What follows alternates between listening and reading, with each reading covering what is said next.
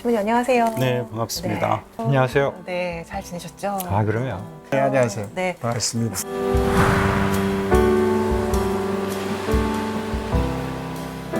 선생님, 제가 이 앞을 지나다닐 때마다 네. 건물 참 독특하고 멋있다라는 생각을 했었거든요. 네.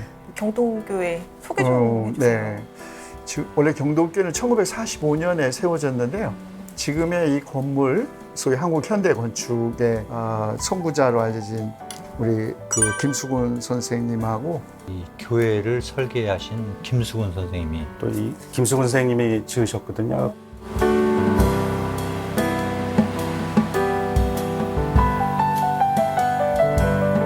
당시 그의 제자였던 승효상 선생님께서 설계하고 1981년도 만들어진 건물이죠.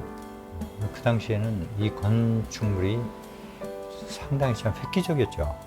골고다에 올라오는 것 같기도 하고, 그리고 카타콤대 같기도 하고, 도심 한가운데 무슨 성처럼. 굉장히 아름다운 교회죠. 지나가면서 몇 번 봤는데 이렇게 들어와서 이렇게 촬영하기는 처음이고. 이 교회는 아주 훌륭한 교회입니다. 아마 이 김수근 승효상 이 두 분의 이름과 결부된 건축물이기 때문에 많은 사람들이 관심을 가지고 보는 것 같아요. 굉장히 의미 있는 장소에서 저희가 인터뷰를 하고 네. 있네요. 아, 그럼요. 여기 네. 자랑스러운 교회당입니다. 네. 자, 그러면 이제 본격적인 이제 질문에 들어가기 전에 이 주제와 관련된 영상을 하나 보여드릴게요. 네, 네. 잠깐 영상 보고 얘기를 네. 할게요.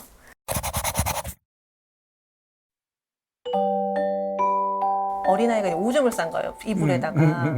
그래서 그만 오줌을 싸고 창피해서 막 울고 있었어. 나 오줌 많았어. 이게 뭐야, 진짜 이제 이런 생각으로. 근데 아빠가 방으로 들어와서 보고 막 웃으면서 사진을 찍는 거예요, 그걸. 야, 그래도 이것도 추억이야. 찍어놓으면 하고 이제 찍었어. 그래서 그거를 자기의 SNS에 올린 거예요, 아빠의. 그리고 나서 이제 몇 년이 지나서 이제 아이가 학교를 다니는데 친구들이 아빠가 올린 그 사진을 발견을 한 거예요.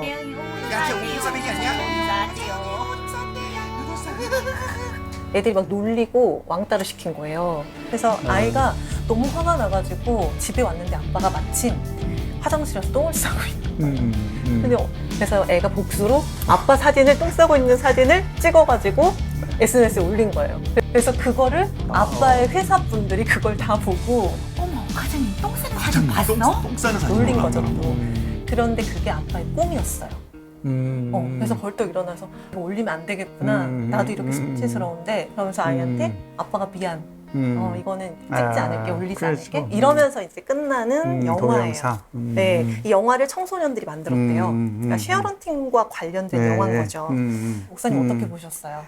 저 마땅히 아빠가 사과한 건 참 잘했다고 생각해요. 그리고 누구나 다 이렇게 부끄러운 부분이 영상으로 남는 것도 그렇지만 또 그것이 SNS를 타고 널리 퍼져서 그 프라이버시가 침해당하는 것은 어른이건 어린이건 다 똑같다고 생각합니다. 네. 어른도 수치심이 있지만 아이들도 부끄러움이라는 것이 있잖아요. 그래서 일맥상통하는 거고, 또 거기에 또 더한 거는 또 아이들의 복수심, 기성세대를 향한 그런 복수심도 느껴지는 그런 재밌는 소재의 단편 영화 아니었나 싶습니다. 제 아버지의 추억을 위해서 이제 동영상 제작이나 이런 것들이 결과적으로 아이에게 피해를 입힌 건 아주 저는 잘못됐다고 보고, 그게 마침 꿈이었기에 망정이고, 또 만약에 실제로 그랬다면 아마 조금 관계가 더 악화됐겠죠. 만약에 내가 지금 이런 디지털 세대의 아빠였다면 나도 찍기는 했을 것 같아요. 근데 올리느냐의 문제는 좀 다른 문제 같고, 보관을 한다거나 그리고 애가 컸을 때 야, 네가 이랬던 애다 라고 하는 걸 뭐 보여준다거나. 근데 그거를 막 유튜브나 아니면 페이스북이나 카톡에 올린다라고 하는 것은 그건 조금 다른 문제일 것 같다는 생각이 들어요. 그것은 개인의 어떤 프라이버시도 있는데, 난 지금도 우리 가족 사진은 페이북에 잘 안 올려요. SNS에 올리는 그 영상 혹은 사진 자료들이 악용되는 일이 많이 있었잖아요. 맞아요. 유명 연예인 합성 사진 이런 것 때문에 자살한다든지 또 비극적인 결과가 자칫 초래될 수 있기 때문에 본인의 동의나 혹은 뭐 그런 허락 없이 올리는 것은 좀 문제가 있는 것 같아요. 부모여도. 부모여도 마찬가지죠. 네. 그럼 만약에 올리게 된다면 허락을 받아야 될 것 같아요. 허락을 받. 이거 올려도 되겠느냐? 네. 예, 그 사실 동의가 없다는 건 굉장히 중대한 결함이 있다는 얘기거든요.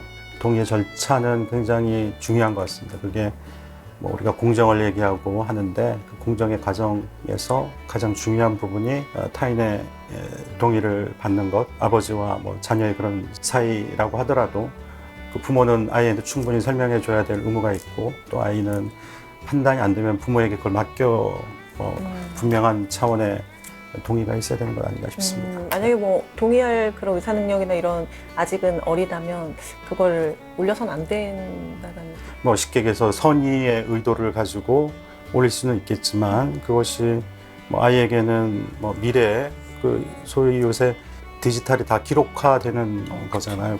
굉장히 무서운 건데 자기가 원치 않는 그런 장면이나 뭐 행위가 기록에 남아 있다는 거는 그렇게 썩 좋은 일은 아닌 것 같습니다. 네. 아유, 근데 몰라 그렇게 자녀들은 자기 얼굴이 아빠 페북에 올라오는 거를 좋아할 자녀들 없을 것 같은데.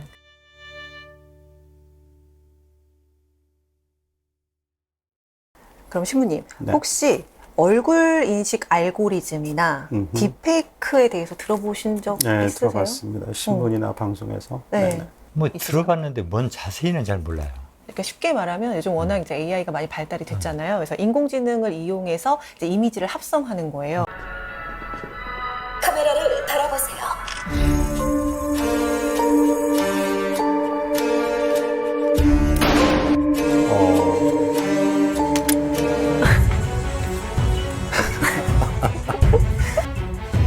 이렇게 영화의 주인공이 될 수도 있어요.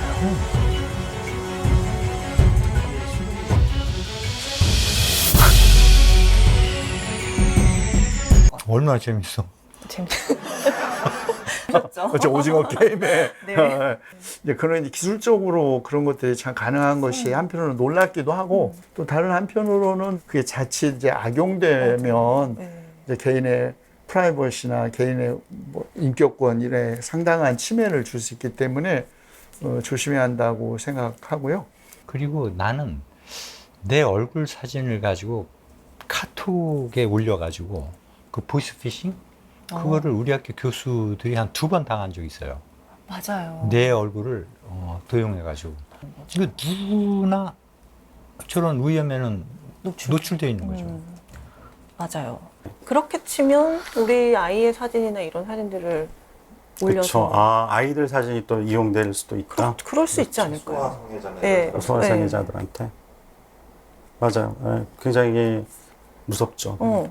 그래서 사실 SNS 하는 거를 저는 사실 하나도 하지 않아요. 하지 않고.